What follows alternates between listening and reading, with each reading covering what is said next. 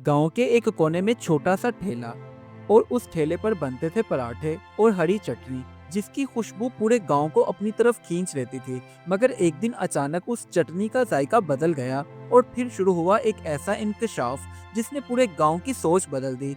आखिर चटनी में कौन सी चीज शामिल हो रही थी? पराठे वाला आखिर किस हकीकत को छुपा रहा था? और वो ठेला गांव की सबसे बड़ी बहस क्यों बन गया? इन सब सवालों के जवाब जानने के लिए कहानी को मुकम्मल देखें।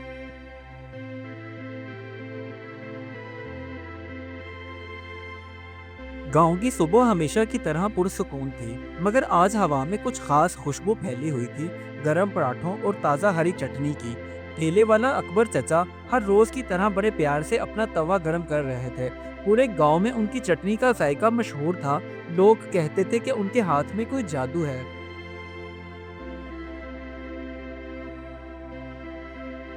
गांव के लोग बिल्कुल भी नहीं जानते थे कि चटनी असल में अकबर चचा नहीं बल्कि उनकी बीवी नसरीन बनाकर देती थी। वो सिल बट्टे पर हाथ से चटनी पीसती थी और शायद उसी हाथ की मेहनत में वो जायका छुपा था जिसे गांव आज तक भूला नहीं था।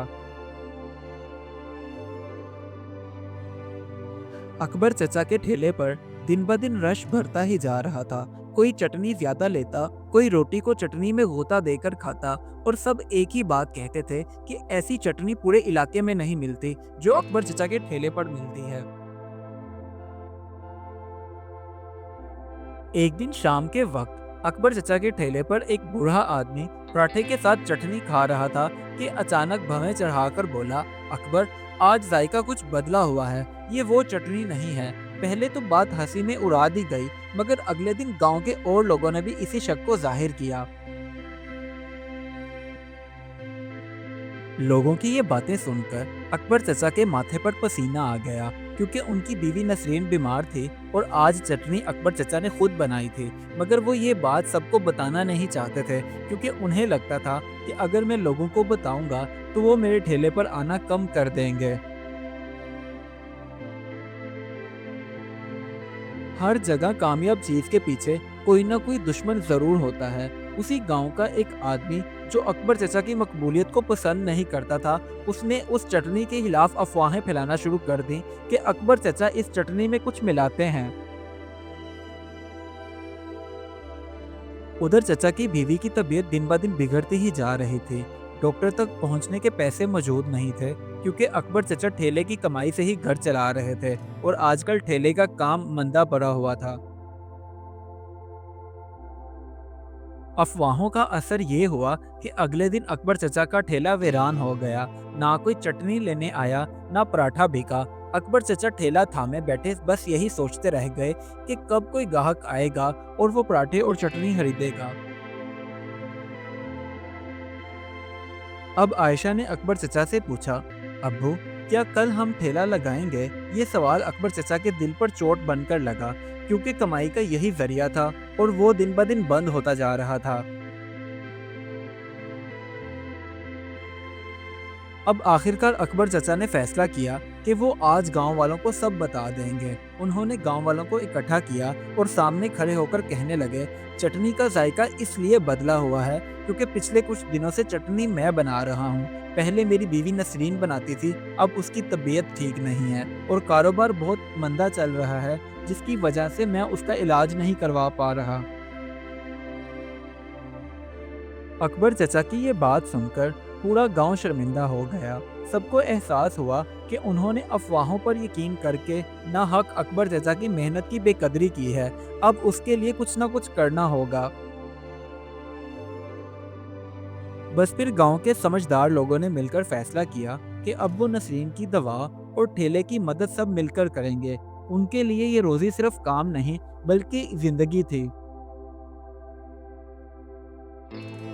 इसी तरह कुछ दिन गुजर जाने के बाद नसरीन सेहतयाब हो गई और उसने दोबारा हरी चटनी बनाना शुरू कर दी।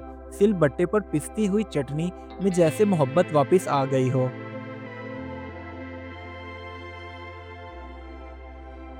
अब नसरीन के हाथों से बनी हुई चटनी का जायका वापस आते ही गांव वाले दोबारा ठेले के गिर्द जमा हो गए। हंसी, गुफ्तगू और चटनी की खुशबू फिजा में बिखर गई, जिससे पूरा गांव महक उठा।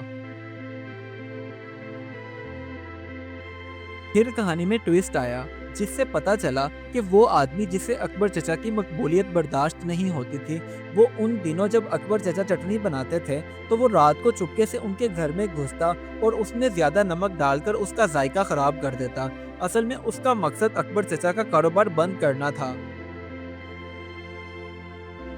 गांव वालों ने भी उस आदमी को आखिरकार पकड़ लिया और सबने मिलकर खूब उसकी सख्त मजम्मत की। उसके बाद उस आदमी ने सबके सामने माफ़ी मांगी। वो दिन और आज का दिन, अकबर चचा और उसकी बीवी नसरीन की इज्जत अब गांव में पहले से भी बढ़ गई। लोग अब जान चुके थे कि असल अजमत मेहनत में है, ना कि अफवाहों पर यकीन करके मेहनती इंसान की बेकदरी की जाए। अकबर चचा का ठेला फिर से वैसे ही चलने लगा। नसरीन चटनी बनाती, अकबर चचा पराठे बनाते और आयशा पैसे गिनती। ये सिर्फ एक ठेला नहीं रहा था, ये उनकी जीत, मेहनत और उनकी सोच का सबूत था। इस कहानी से हमें ये सबक मिलता है कि अफवाहों पर कभी यकीन ना करें, क्योंकि सच हमेशा अपना रास्ता खुद बनाता है। मेहनत और दयानतदारी कभी ज़ाया नहीं जाती। किसी की रोज़ी को नुकसान पहुंचाना सबसे बड़ी ज्यादती है, और सबसे बढ़कर घर वालों का साथ हो तो मुश्किल से मुश्किल वक्त आसान हो जाता है। Do like my videos and don't forget to subscribe my YouTube channel. Also press the bell icon.